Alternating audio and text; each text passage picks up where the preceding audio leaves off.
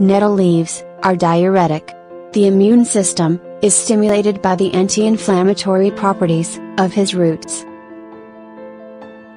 The plant is rich in micronutrients and is being remineralized.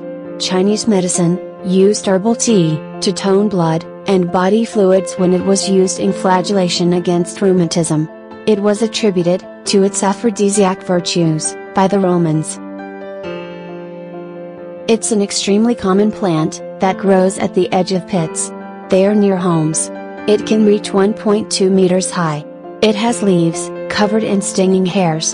The male flowers are yellowish, while the females are in green tones. The fruit is between beige and brown. Nettle can cause allergic reactions and burn with long-term use.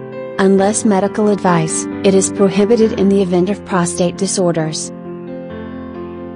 The plant is contraindicated in children under 6 years old, because of the risk of laryngeal spasm, contraction of the larynx, and in pregnant or breastfeeding women. Please note that, plants are not harmless remedies. Never exceed the indicated doses.